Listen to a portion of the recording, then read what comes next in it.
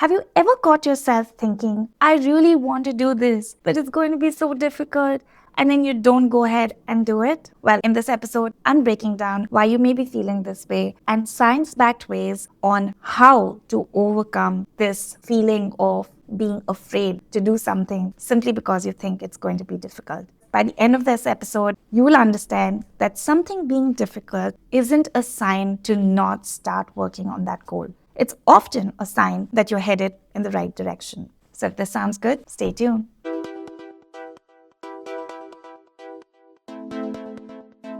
Hey you, welcome back to another episode of the Actionables podcast. I appreciate you tuning back in. In case we haven't met before, hi, my name is Peyton. I work as an NLP life coach, and on this channel, I do my best to share insights and techniques from my personal and professional life that can help you simplify working on your life goals. I believe that you can work on your goals without losing your peace of mind and actually enjoy working on them. If you are actively working on your life goals, then go ahead and hit that follow button wherever you're listening so that you don't miss out on weekly episodes. And with that, let's jump into this one.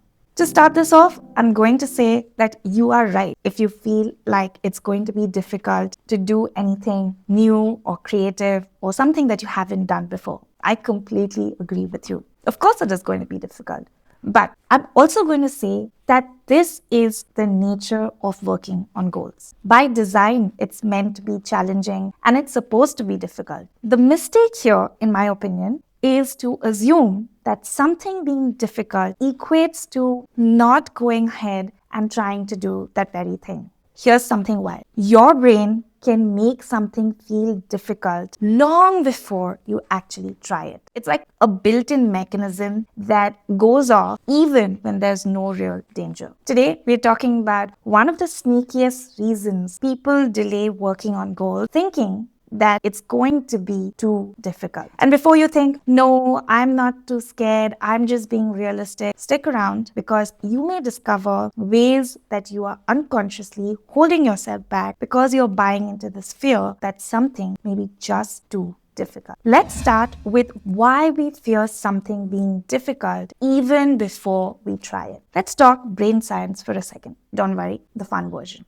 Now, the brain loves efficiency and predictability. Your brain's number one job is survival, not success. So anything unfamiliar equals to potential threat. Your brain will literally exaggerate how hard something is just to keep you from entering unknown territory. So you may have thoughts such as, what if it's too much? Or what if I can't handle it? Or better stay with what I am currently doing. This creates the difficulty illusion. There's a psychological term for this. It's called impact bias, where we overestimate how difficult or painful a new experience will be. Studies show that people think workouts will be more exhausting than they are. They think learning a new skill will take longer than it actually does. People even expect new routines to feel harder than they actually are. And most of this difficulty happens in your imagination. Here's another interesting fact. A Harvard study found that people regret not trying something way more than they regret failing at something that they did try. So the fear is strong, but the regret of not doing something that you want is even stronger. So let's walk through how this fear shows up without you even noticing. In my opinion, it shows up in 4 ways. First, you procrastinate starting to work on a goal in a way that feels justified. You may tell yourself, let me wait till I have more time. Or you may say, I have to plan to do it properly first. Or you can say, I need a lot more information. I need to watch a lot more videos. But really, you're trying to lower the discomfort of starting. That is nothing but fear disguised as preparation. The more you tell yourself that you need more time to prepare, what you're essentially doing is you're holding back from actually working on the goal. Second, you shrink the goal itself. Instead of aiming for what you truly want, you aim for what feels safe. You may start thinking that maybe I should go for something simpler. Maybe this dream is unrealistic. you start negotiating your own goal with where you are currently in life. You may start thinking that your goal is much larger than where you are and start to psych yourself out. Number 3, your perfectionism kicks in. Now, perfectionism isn't about being perfect. It's simply about avoiding labeling your performance. If something seems difficult, your mind may automatically say, hey, if I can't do this perfectly, why bother trying at all? And this perfectionism is what holds a lot of people from even starting towards something that they're genuinely interested in. So you may want to watch out for this behavior. 4th, you start telling a story about yourself. And this is where it gets super convincing. You may start using identity-based excuses which sound something like, I'm not disciplined enough, I'm not smart enough, I don't think I am the kind of person who can do this and be successful at this. And this being insert whatever goal you want to work on.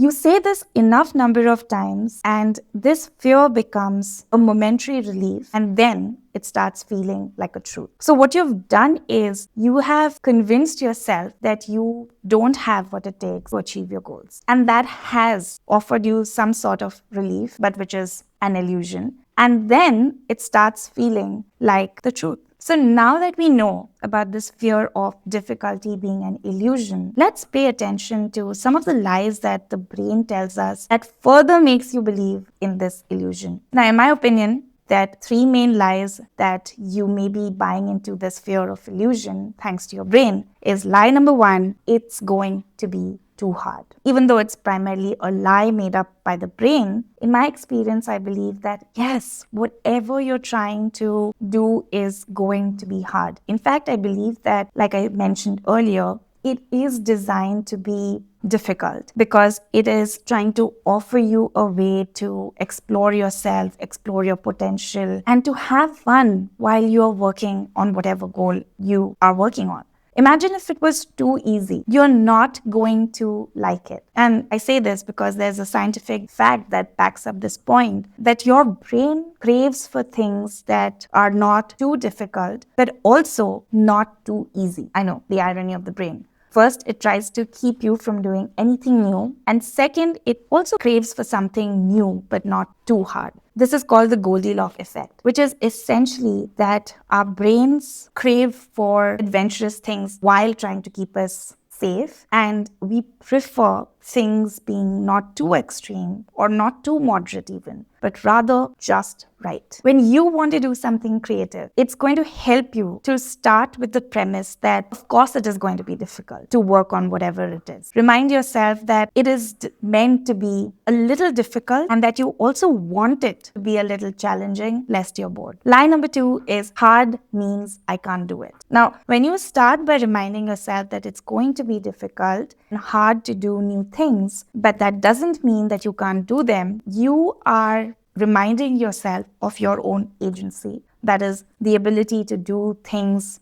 that are difficult. You can learn to do new and difficult things, and it's going to be challenging, but it's a given. The easier thing and the comfortable thing would be to not put yourself through self-imposed difficulties. But again, where is the fun in that? If everything is comfortable, hunky-dory, it's cozy, and you are not putting yourself through anything uncomfortable, you are not allowing yourself to grow into your full potential. Because my friend, growth only happens when things are messy, difficult, and uncertain. I remember one of my earliest mentors in business told me that if you want to be comfortable with problems, you're aspiring to do the impossible. And he drew a parallel between being dead and being alive. And he said that if you are trying to do that, that is impossible. You'll always have problems because the only state where you can be without difficulties and problems is once you're dead. So do you really want to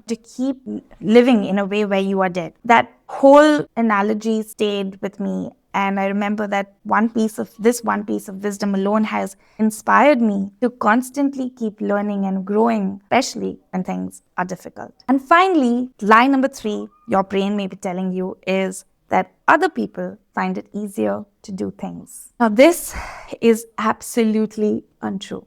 Most people just hide their struggle better. Another interesting psychology fact here is people tend to underestimate others' struggles and overestimate their own. And I believe this is a combination of both the spotlight effect and the illusion of transparency, where you may be comparing someone else's way of doing things or their success. You may be looking at them and thinking that they got lucky or they are gifted or it is easier for them to do things, when that is not true. Anything that anyone has done, you can do it too. The question you should be asking is not whether you can do it, but do you want to do the same things that someone else is doing? And that is proof that if someone else has gone ahead and done something that you want to do, that is proof that you can do it as well. You just need to be clear about, do you really want to do the things that someone else has done? And never compare where someone else is, because you don't know what they have done or had to do to get there, and everybody's journey is different. So far, we've discussed how this fear of difficulty is an illusion. Now, let's talk about how to break the cycle of buying into these lies. I'd like to break this up into 5 steps. Step number 1 is shrink the first step. Your brain doesn't fear the whole goal in itself. What it fears is the number of things that it may have to do. It fears the first moment of discomfort. So what can you do? You can break your entire goal into small micro steps. This could look like, instead of aiming to get through a 30-minute workout, you could choose to do just 5 minutes of it. Instead of saying that you want to write a whole book, you could start by writing 1 paragraph of it. Or simply start by doing 5 minutes of research on the topic of your goal. All these microscopic steps, they count, and this way your brain doesn't get too uncomfortable. Step number 2 is normalize difficulty. Say it out loud. This is supposed to feel uncomfortable at first. Remind yourself that discomfort is a given and it's only going to make you stronger over time. When you start looking at your goals and you expect it to be difficult and you treat it as though it's normal instead of threatening, you are going to stop fearing the work that you have to do.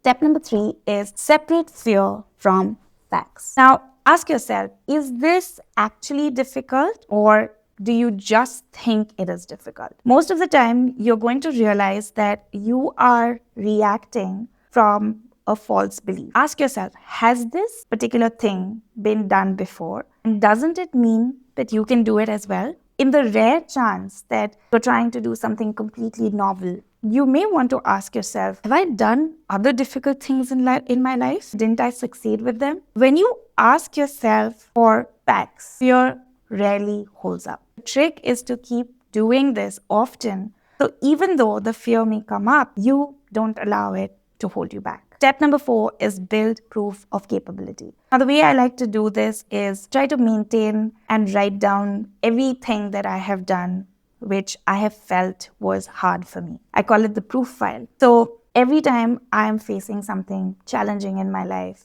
I like to look at this proof file, and this gives my brain the evidence, like I mentioned before, that every time I look at this file and I remind myself that, hey, I have done hard things before and I can do them again. Have your own proof file where you're collecting evidence every time that you're doing something difficult, because it will come in handy. And final 5th step is start before you're ready. Now, there's a neuroscience principle called behavioral activation.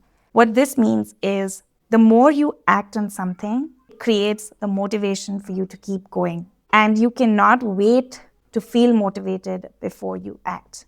That is the whole principle of behavioral activation, where you are starting before you feel ready, because you're never going to feel ready to do uncomfortable things. You're always going to want to feel warm and fuzzy and cozy and not get out of your comfort zone. But once you do, once you get in that rhythm of taking action, you're going to notice that it's going to create more motivation for you to keep going. So here's what I want you to walk away with. The fear of difficulty is usually a sign that you're growing into a bigger version of yourself. If something feels intimidating, if your brain tries to talk you out of it, if you're hesitating, even though you know that you want to work on something, that is not a signal for you to not go ahead and do it. In fact, it means that you're right at the doorway of your personal expansion. So instead of asking, is this going to be too hard for me? I have another suggestion. Ask yourself, who will I become if I don't run from this? Because the real difficulty isn't the goal. The real difficulty is to stay stuck. If this episode resonated with you, drop me a comment and tell me what's that one goal that you've been holding back on because you assume that it's going to be too hard. You can also email me on paidenbhutia@paidenbhutia.com. If you'd like to experience NLP coaching for yourself, you can book a complimentary session with me from the link mentioned in the description box. With that, it's a wrap for now. I'll see you next week. Till then, I hope you'll remember that you matter, your goals matter, and it's really up to you to make it happen. Take very good care of yourself, and I'll talk to you soon.